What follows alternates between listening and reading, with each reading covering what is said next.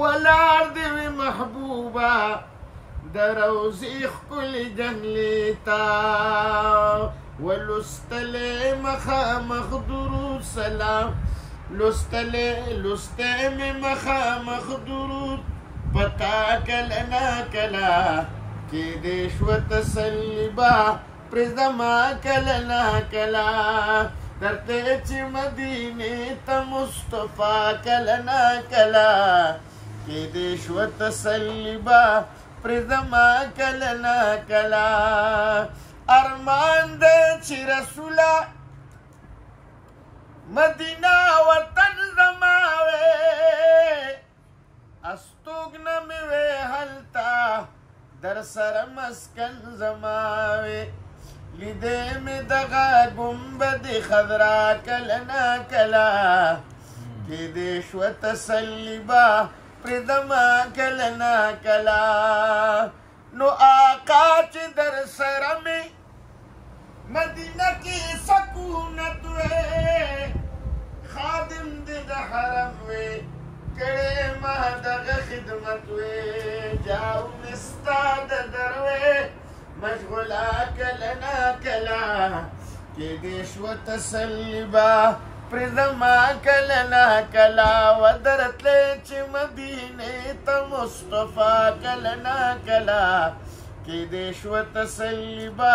پرې زما کله نا کله شاهان دي غلامان دي هر صحت ته نه دارېږي روان قافلې وي هر طرف نه در چلیږي کولې دا سفر ورسره ما کله نا کله کېدې شوه تسلي به پرې زما کله نا کله نو سرتور خپې ابله خپې په مدینه کې ګرځېدلې کچکول د عاجزۍ مې ستا حرم ته وې نیولې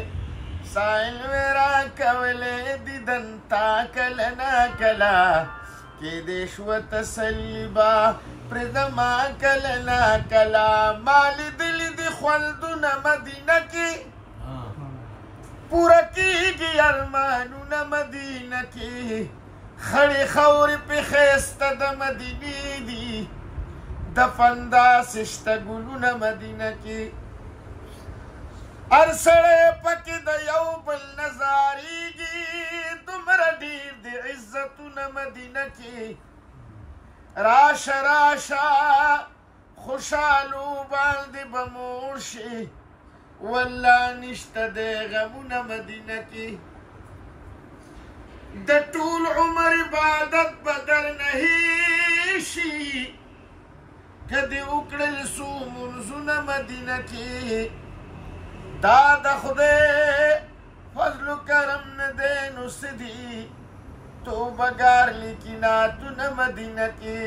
درته چې مدینې ته مصطفی کله نا کله کېدې شوه تسلي به پرې زما کله نا کله دا زه غلام حبیب یم شفیع المذنبینا که وغواړې لږ ما چرې د دې ګړي مومینه ولاړ وې لاس په نام تا ته آقا کله نا کله کېدې شوه تسلي به پرې زما کله نا کله درتلې چې مدینې ته مصطفی کله نا کله کېدې شوه تسلي به پرې زما کله نا کله